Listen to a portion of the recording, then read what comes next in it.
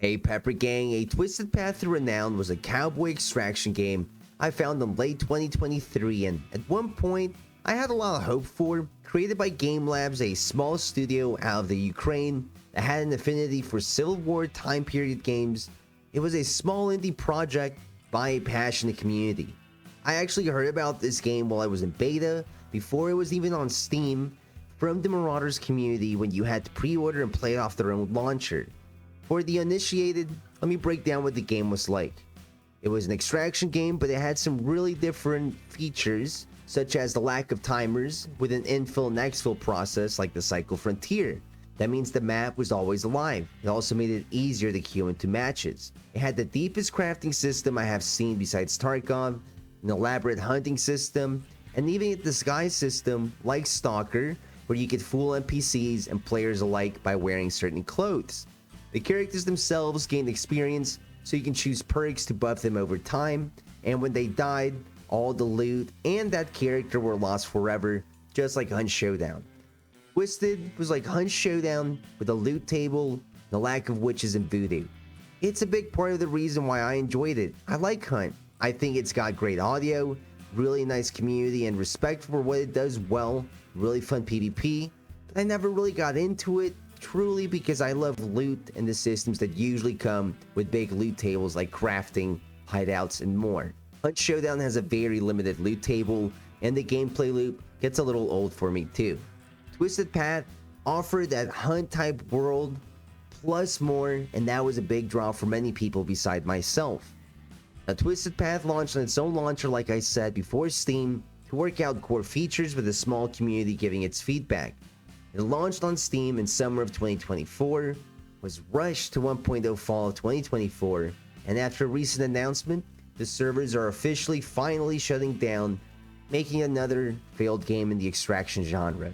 The game launched with a peak of 400 some players in 2024 on Steam, but always hovered between 50 to 100 players, quite less in the last year, with little promise of growth after its Steam launch. The roadmap people bought into before Steam included 3 maps, one which we never got to see. The second one was kind of half-assed, half-completed, it felt like. Even the big feature that they added, the Homestead, a hideout-like feature, was really over-convolulated, made the deep crafting system way too much, and I said it was quite deep already. It was just way out of touch, making it feel like you would spend more time in the menus than the actual raid themselves. The most appealing part were the raid themselves, and that's what this dev team didn't seem to ever fully grasp. There was also a refusal from that team to listen to feedback and apply it, especially from its closest partners like myself. Not speaking about my feedback directly, but just the general attention we got. There was a stream sniping issue in the category on Twitch, and it was pretty obvious because multiple streamers were getting hit by the same group of people. We had clips, and it just felt like that never got resolved either. It just got to the point where the dev team wouldn't really veer away from their vision of the game either, and just listened to their player base.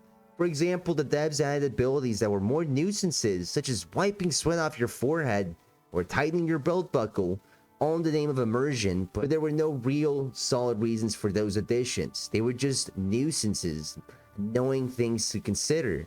And then what I personally had a problem with what they added was a prayer mechanic that gave players a buff. And it was a mechanic that no one asked for. We were asking for things like VoIP, because that could bring in so many people to the game. And people left to roleplay just seemed like a no-brainer. That's something they never added, but they added this prayer mechanic that no one asked for. The devs seemed to be hurt emotionally over a lot of the feedback they got from many different people, and it seemed to be their reasoning for shutting everyone out, and the communication halted quite a bit the last few active months of development between EA and 1.0. People might mention a lack of marketing with this game. Some of you guys probably have never heard of it, and to be honest, that's not really what did it in my opinion. Big creators like Psycho Ghost, Cotton streamed this game, and they played it several times with their own critiques. Word did get around about this game at first.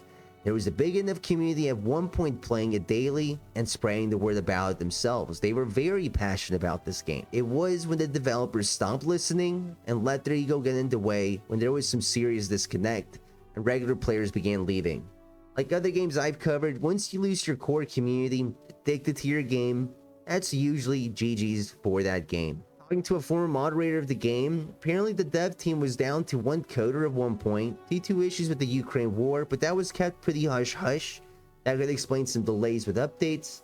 And once 1.0 came around, Game Labs disbanded and Stillfront, a parent company of the studio, took over the game and pretty much left the skeleton crew maintaining the server restarts, little support tickets they got that came in, and that was it at 1.0. It was rushed to 1.0 to fulfill contractual obligations, which explains the lack of a third map and what just looked to be an unfinished, unpolished game last year. Game Labs as a studio doesn't exist anymore since then. I'm sure there's another video on Game Labs as a whole. And Stillfront seems to be a mobile microtransaction-like company that came in and took over. So when that change happened, the writing was clearly on the wall.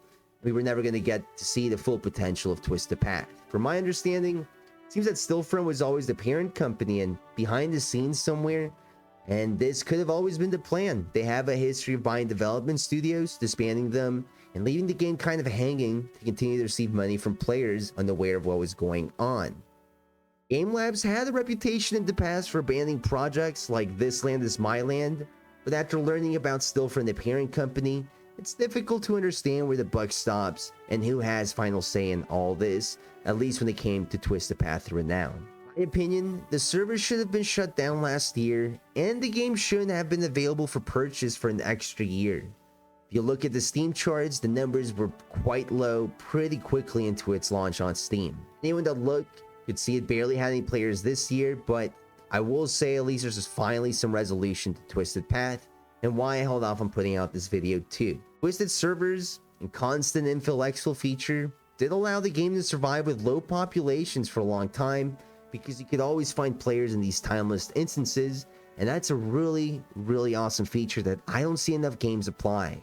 Time raid games struggle with long queues as populations drops like we've seen with Marauders, but Twisted Path didn't really struggle with that till its last days.